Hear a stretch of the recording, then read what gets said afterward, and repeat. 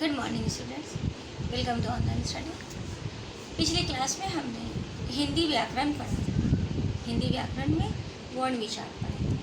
आज हिंदी पाठ्य पुस्तक का चैप्टर 4 जयंत खानवलकर की लिखी कहानी स्वावलंबी पढ़े। स्वावलंबी का अर्थ है अपने आप पे खड़े होना, अपने पैरों पे खड़े होना, बिना किसी संकोच का, बिना शर्म का अपना काम खुद करना। आइए पढ़ते हैं कहानी स्वावलंबी। स्वावलंबी कहानी अपना काम स्वयं करने की प्रेरणा देती है। अक्सर बच्चों को घर के छोटे मोटे काम करने में संकोच होता है। कई बार उन्हें काम करने में शर्म महसूस होती है। उन्हें लगता है कि काम करते हुए देखकर उनके मित्र उनका मजाक उड़ाएंगे। संजय के कहने पर रिंकू को एहसास होता है कि विद्यालय में यही सिखाया जाता है कि स्वावलंबी बनो। अब उसे कोई भी काम करने में संकोच नहीं होता। अब देखते हैं कहानी। नहीं माँ, मैं नहीं जाऊँगा, रिंकू ने माँ से कहा। चल जा बेटा, तू नहीं जाएगा तो फिर कौन जाएगा? माँ बोली। माँ रिंकू से बार बार कह रही थी कि वह गेहूँ पिसवा कर ले आए, लेकिन रिंकू जाने को तैयार ही नहीं हो रहा था। रिंकू के पिताजी एक अधिकारी थे। उनके घर पर काम करने के लिए एक नौकर नियुक्त था। पिछले 4-5 दिनों से नौकर छुट्टी पर था और अगले 4-5 दिनों तक उसके आने की कोई संभावना नहीं थी। घर में आटा खत्म हो चुका था, इसलिए यह काम रिंकू के सिर पर आ पड़ा था। रिंकू इस काम को करने में शर्म महसूस कर रहा था। उसने सोचा कि जब वह गेहूं का डब्बा साइकिल पर रख कर जाएगा तो लोग उसे देखकर हंसेंगे। उसने कहा, माँ मैं गेहूं पिसवाने नहीं जाऊंगा, यह मेरा काम नहीं है। माँ उसे समझाते हुए बोली, बेटे काम मेरा या तेरा नहीं होता, ये नियम हमारे ही बनाए हुए हैं कि यह काम इसका है और वह काम उसका है। यह बहाने करना छोड़ो और गेहूँ पिसवाने जाओ। रिंकू माँ की बात काटते हुए बोला, माँ मैंने इससे पहले यह काम कभी नहीं किया है, यह मुझसे कैसे होगा? इतना भारी डब्बा कैसे उठा पाऊँगा? रिंकू की इस बात का जैसे माँ पर कोई असर नहीं हुआ ही नहीं। उसके पास रिंकू की इस दलील का जवाब था।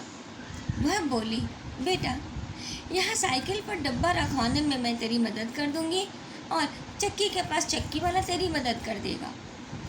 इसी तरह वापसी में भी गेट पर हम दोनों मिलकर डब्बा उतार लेंगे। रही बात रास्ते की, तो तुझे कौन सा बोझ ढोना है? गेहूं का डब्बा तो साइकिल पर होगा, तुझे तो हाथ से बस सहारा भर देना है। माँ की बात सुनकर भी रिंकू ने अपने पक्ष को मजबूती से रखते हुए अपनी बात दोहराई, लेकिन माँ मैंने यह काम कभी नहीं किया है। माँ को इस बार रिंकू की बात पर हंसी आ गई। वह बोली, अरे पगले, कोई भी काम व्यक्ति कभी न कभी पहली बार ही करता ही है। तू ही सोच, जब पहली बार तू स्कूल गया था तो तू कितना रोया था। यदि तू उस दिन स्कूल ना जाता तो क्या आज यहाँ तक पहुँच पाता? चल चल, समय बर्बाद मत कर और गेहूँ का डब्बा उठा। माँ के आदेश की वजह से रिंकू न चाहते हुए भी गेहूँ पिसवाने के लिए जाने को राजी हुआ। उसने साइकिल निकाली। माँ की मदद से गेहूं का डब्बा साइकिल पर रख कर पिसवाने चल पड़ा। आटा चक्की रिंकू के घर से ज़्यादा दूर नहीं था, इसलिए रिंकू ने पैदल चलना ही ठीक समझा। बाएं हाथ से साइकिल का हैंडल और दाहिने हाथ से गेहूं के डिब्बे को पकड़ रखा था।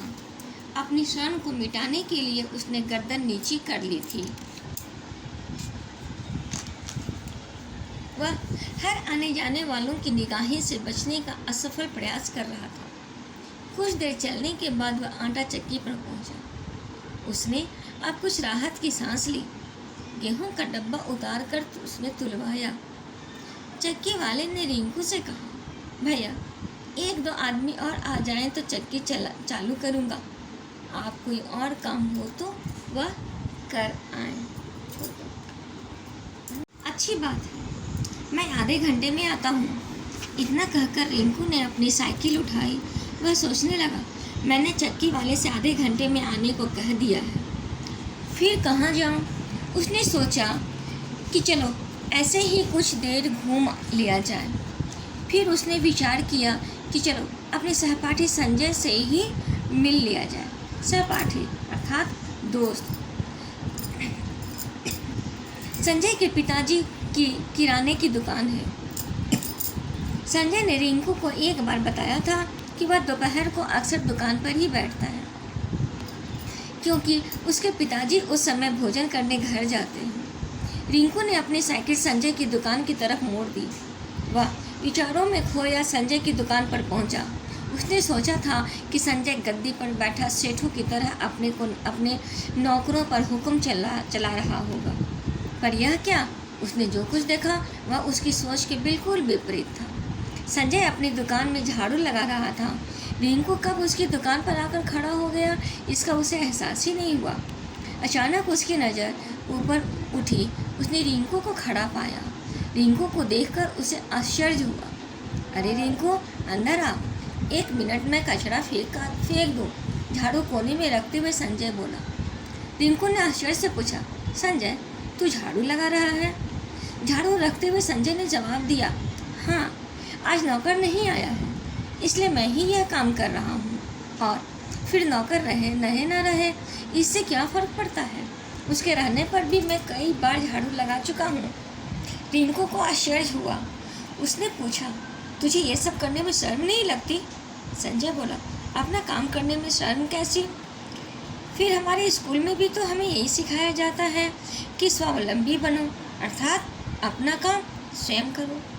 पर रिंकू, तू भी कौन सी बात लेकर बैठ गया?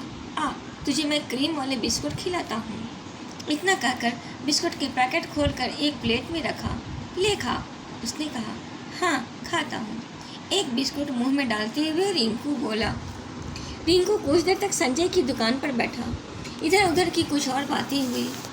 उसके बाद वह वहाँ से उठकर आटा चक्की पर जा पहुँचा। चक्की वाले ने गेहूँ पीसकर वह आटा तोलकर पहले ही रख दिया था। चक्की वाले को पैसे देकर रिंकू ने आटे का डब्बा साइकिल के कैरियर पर रखा और घर की ओर रवाना हुआ। अब गर्दन नीचे नहीं बल्कि गर्व से ऊंची किए चल रहा था। आज उसे स्वावलंबी होने का सही अर्थ पता चल चुका।